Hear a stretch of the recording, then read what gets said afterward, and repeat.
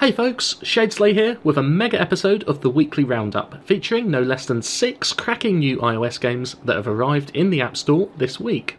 Coming up, we have big names, some of the most hotly anticipated titles of the year, and an eclectic mix of first-person combat, puzzles, arcade, and tabletop strategy. As ever, there are App Store and developer links in the description. First up, a game that needs little introduction is Hearthstone Heroes of Warcraft, which is out now for iPad. The tabletop card game by Blizzard is heavily based on their popular, massively multiplayer online RPG, World of Warcraft. True to its name, you'll find that Hearthstone features all of your favourite Warcraft heroes ready to do battle against other players around the world. Don't be put off if you've never played World of Warcraft. This is a standalone game and you won't be at any disadvantage, although you will need to create a Battle.net account with Blizzard. It's free to play, and whilst there are in-app purchases to expand your card collection, you're unlikely to benefit from spending real cash. Hearthstone balances luck and skill, two things that money can't buy. I've spent a few hours playing already, and it's a perfect fit for touchscreen control. I'd go as far as to say that it works even better than it does on PC.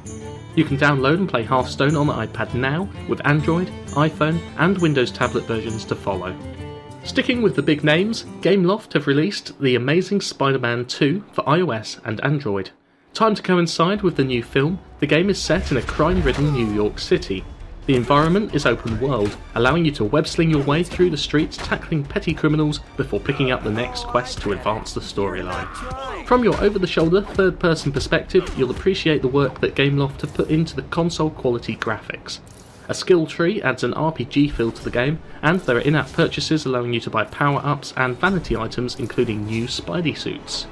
My first impression is that some of the quests feel repetitive and that the combat seems a little simplistic, but this is easily made up for by the sheer satisfaction of swinging high above the New York streets in pursuit of an escaping pickpocket or car thief. I was expecting the controls to be a nightmare, but generally they work very well, even on a smaller screened device.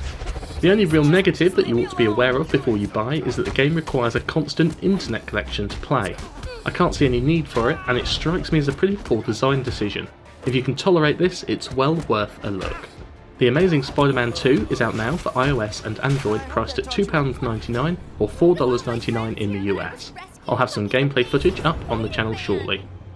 Next up is sci-fi first-person shooter Isolani. Set in a futuristic world controlled by a sentient artificial intelligence, humans have been forced into slavery. After narrowly escaping execution, you find yourself thrown into a war between two powerful entities. The game looks and sounds great, but a quick playthrough the opening levels reveals a lack of depth to the linear level design and combat. You control your character with dual thumb pads, and there's an option to have your weapons auto-fire when you lock on a target. Just as well because acquiring a moving target in your small crosshair is tricky enough. The developer claims that Isolani is loaded with suspense, cliffhangers and twists to take you on a journey that will demand your undivided attention. It's too early for me to say whether or not that's true, but it's free to play and available on the App Store now, so there's nothing to lose by checking it out for yourself. Back with the big names, Hitman GO arrived on iOS this week, with an Android release following soon. Before you grab your pitchforks and march on Square Enix for butchering your favourite stealth-based action-adventure game, hear me out. This is not a new Hitman game for mobile, at least not in the sense that you might be assuming. Instead, this is a Hitman-themed puzzle game that's actually rather good. Each level is a beautifully rendered diorama-style set-piece. Usually, your goal is to traverse a network of fixed pathways without alerting any hostiles that stand between you and your target.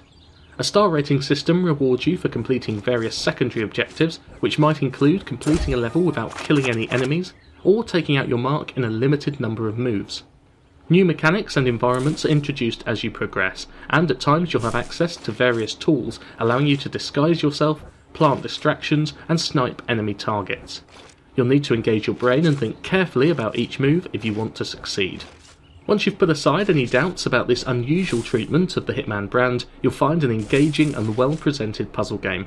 You can get it from the App Store now for £2.99 or $4.99 in the US. Now, if the slow-paced strategy of Hitman GO doesn't appeal, perhaps the twitchy first-person arcade action of Unpossible is more your thing. Before now, the best way to experience what it's like to be a rabbit caught in headlights was to go and stand in the middle of the highway. Unpossible by Accelerato throws that situation at you constantly. Gameplay is based around avoiding obstacles as you hurtle forwards along a cylindrical path. The simple controls rotate you left or right, allowing you to dodge hazards on the path ahead. You have the option of using either tilt or tap, and there is also built-in controller support. Like the best arcade games, Unpossible only does one thing, but it does it very well. Some minor variation comes in the form of 3 difficulty levels: Simplicity, Futile and Ultra. It's good fun, and even the easiest difficulty setting is incredibly challenging. I often found myself smashing into a wall as a result of inaction, brought about by a paralysing inability to decide whether to go left or right. Unpossible features leaderboards and an in-game recording system allowing you to share your achievements with friends. It's available now from the App Store for £1.49 or $1.99 in the States. And finally, bringing up the rear of this week's new release marathon is a sequel to the grandfather of free-to-play social games. Farmville 2 Country Escape by Zynga is out now for iOS and Android. Originally released as a browser-based game in 2012, the mobile experience has been optimised for touchscreen mobile devices with swipe controls, some slightly modified mechanics, and optimisation for shorter gameplay sessions. As you might expect, Farmville 2 embodies pretty much everything I hate about this type of game, but for the casual gamer looking for something light-hearted to occupy a few minutes here and there throughout the day, it's a more engaging experience than some of the free-to-play titles I've played recently. This is partly down to the in-game crafting system and the mix of short and long timers. Unlike last week's Roller Coaster Tycoon, where a session might involve logging in, spending a few seconds collecting a handful of coins, then logging out for another 5 hours, Zynga have taken a different approach. Baking a carrot cake may take 15 minutes, but rather than putting the game down to return to it sometime later, you can use that time to plant and harvest wheat, turn it into flour, feed your cows and chickens, collect eggs, and sell all of your produce at the market. All of this is completely pointless other than to earn a small amount of in-game currency, but at least it feels like you're doing something productive. After 15 minutes your cake is complete, and you'll have all the ingredients you need to make another one. Go on, why not? And so the cycle repeats. The cynic in me recognises this as a very crafty way to increase the amount of time you spend playing, but they get points for trying. Farmville 2 Country Escape is free to play and available now. I think we'll leave it there for this week. Hopefully something I've covered has caught your eye.